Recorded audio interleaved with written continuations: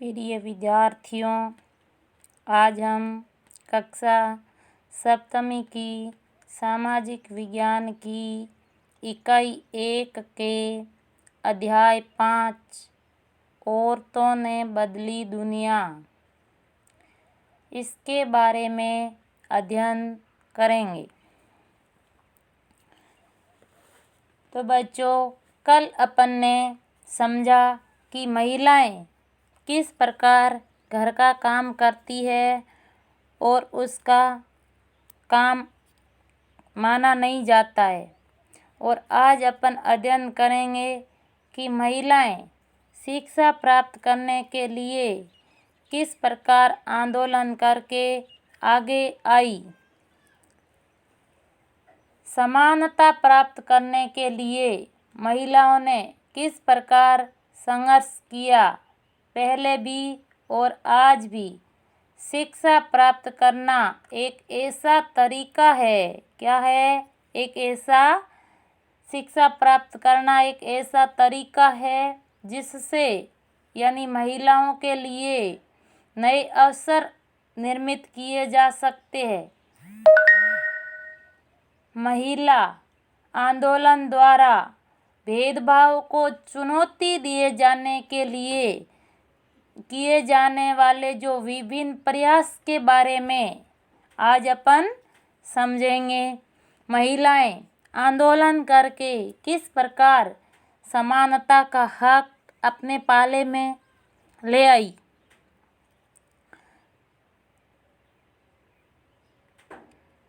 इस प्रकार कल अपन ने ये भी समझा कि रूढ़िवादी धारणा क्या होती है, यानी एक ये लोगों की छवि में बांध देते हैं, उनके बारे में पक्की धारणा बना लेते हैं। तो इस प्रकार परिवर्तन के लिए सीखना यानी स्कूल जाना आपके जीवन का बहुत महत्वपूर्ण हिस्सा है। जैसे जैसे स्कूलों में हर साल अधिक से अधिक संख्या में बच्चे प्रवेश ले रहे हैं, हम सोचने लगे कि सब बच्चों के लिए स्कूल जाना एक साधारण बात है। आज हमारे लिए ये कल्पना करना भी कठिन है कि कुछ बच्चों के लिए स्कूल जाना और पढ़ना पहुंच के बाहर की बात या अनुचित बात भी मानी जाती है। क्यों? क्योंकि जो दलित वर्ग के हैं, गरीब परिवार के हैं, उनके साथ में भेदभाव, असमानता का व्यवहार किया जाता है, तो वो अपने आप को हीन समझते हैं कि हम स्कूल जाना हमारे लिए एक बहुत ही कठिन काम है। तो इस प्रकार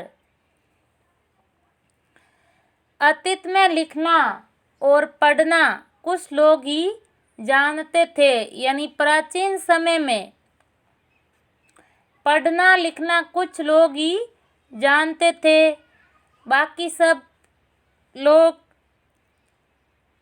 काम सीखते थे जो उनके परिवार में होता था, जो उनके बुजुर्ग करते थे, यानी पीढ़ी दर पीढ़ी जो काम उनके परिवार में किया जाता था वो ही करते थे। लड़कियों की स्थिति और भी उस समय खराब थी। उन समाजों में जहाँ लड़कों को पढ़ना लिखना सिखाया जाता था और लड़कियों को अक्षर तक सीखने की अनुमति भी नहीं थी, यहाँ तक कि उन परिवारों में भी जहाँ कुम्हारी, बुनकरी यानी वस्त्र बुनना, मिट्टी के बर्तन बनाना, हस्तकला सिखाई जाती थी, ये धारणा थी, ये एक रूढ़िवादी धारणा थी कि लड़कियां और औरतों का काम केवल सहायता करने तक ही सीमित है। तो बच्चों, ये लोगों की एक धारणा थी कि महिलाएं हैं वो केवल घर का काम एवं सहायता करने तक ही सीमित है। जैसे अपन देखते हैं कि कुम्हार के व्यवसाय में यानी कुम्हार होता है उसमें स्त्रियां मिट्टी एकत्र करती थी, यानी स्त्रियां होती थी वो मिट्टी इकट्ठी करती थी और बर्तन बनाने के लिए मिट्टी को तैयार करती थी। चूँकि वे चाक नहीं चलाती थी इसलिए उन्हें कुम्हार नहीं माना जाता था, यानी पुरुष चलाते थे चाक।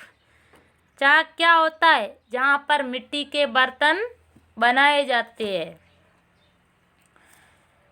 इस प्रकार 19वीं शताब्दी में यानी आज से लगभग 200 वर्ष पहले शिक्षा के बारे में कई नए विचारों ने जन्म लिया।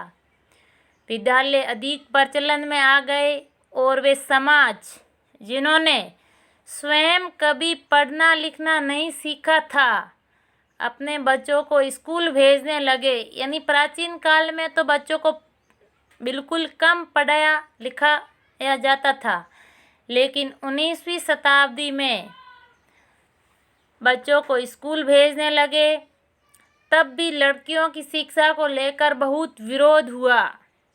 इसके बावजूद यानी जब लड़कियों की शिक्षा का विरोध हुआ तो बहुत सी स्त्रियों एवं पुरुषों ने बालिकाओं के लिए स्कूल खोलने के कई प्रयास किए और स्त्रियों ने पढ़ना लिखना सीखने के लिए बहुत ही संघर्ष किया। किस प्रकार स्त्रियों ने पढ़ने के लिए संघर्ष किया, आइए अपन एक उदाहरण के तौर पर लेते हैं। राजसुंदरी देवी का अनुभव पढ़ते हैं। राजसुंदरी देवी 200 वर्ष पहले पश्चिमी बंगाल में पैदा हुई थी। 60 वर्ष की अवस्था में उन्होंने बांग्ला भाषा में अपनी आत्मकथा लिखी और उनकी पुस्तक आमार जीवन एक भारतीय महिला के द्वारा लिखी गई पहली आत्मकथा है। राजसुंदरी देवी एक धनवान जमींदार परिवार की गृहिणी थी, यानी स्त्री थी। उस समय लोगों का क्या विश्वास था कि लड़की पढ़ती लिखती है तो वह पति के लिए दुर्भाग्य लाती है। यानी क्या था लोगों का विश्वास, यानी लोगों की क्या धारणा थी कि जो लड़की पढ़ती लिखती है वो पति के लिए दुर्भाग्य लाती है, यानी वो विधवा हो जाती है। इसके बावजूद उन्होंने अपनी शादी के यानी राजसुंदरी देवी की शादी हुई उसके बाद स्वयं उन्होंने छुप छुप कर पढ़ना लिखना सीखा, यानी छुप छुप करके पढ़ती थी वो। तो इस राजसुंदरी देवी अत्यंत ही सवेरे यानी जल्दी उठ जाती थी और अपना काम शुरू करती थी। उधर आधी रात हो जाने के बाद भी काम में लगी रहती थी, यानी सुबह जल्दी उठती थी और रात हो जाने पर भी काम करती रहती थी और बीच में भी उनको आराम नहीं मिलता था। तो उस समय में केवल वो 14 वर्ष की ही थी। मेरे मन में एक अभिलाषा पनपने लगी। राजसुंदरी देवी कहती है कि मेरे मन में एक अभिलाषा हुई, यानी इच्छा जागृत हुई, मैं पढ़ना सीखूंगी और एक धार्मिक पांडुलिपि पढ़ूंगी। मैं अभागी थी। क्यों? क्योंकि उन दिनों स्त्रियों को नहीं पढ़ाया जाता था। बाद में मैं अपने विचारों का विरोध करने लगी। मुझे क्या हो गया है, स्त्रियां पढ़ती नहीं हैं तो फिर मैं कैसे पढ़ूंगी। वो अपने आप अपने विचारों का विरोध करने लगी। फिर भी उनको एक सपना आया। उन्होंने सपन में देखा कि वो चैतन्य भागवत पढ़ रही थी। यानी एक संत का जीवन। बाद में दिन के समय जब वो रसोई में बैठी हुई भोजन बना रही थी, तब यानी उनके पति ने सबसे बड़े बेटे से कहा कि विपिन, मैंने अपनी चैतन्य भागवत यहाँ छोड़ी है, जब मैं इसे मंगाऊं तुम अंदर ले आना। तो वे पुस्तक वहीं छोड़ करके चले गए। जब पुस्तक अंदर रख दी गई तो मैंने चुपके से उसमें से एक पन्ना निकाल लिया और सावधानी से उससे छुपा दिया। उससे छुपाना भी एक बड़ा काम था। क्योंकि किसी को भी वह मेरे हाथ में नहीं दिखना चाहिए था, क्योंकि उस समय महिलाओं को पढ़ाया नहीं जाता था।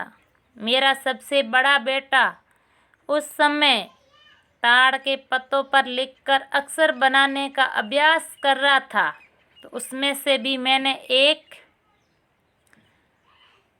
ताड़ का पत्ता छुपा दिया।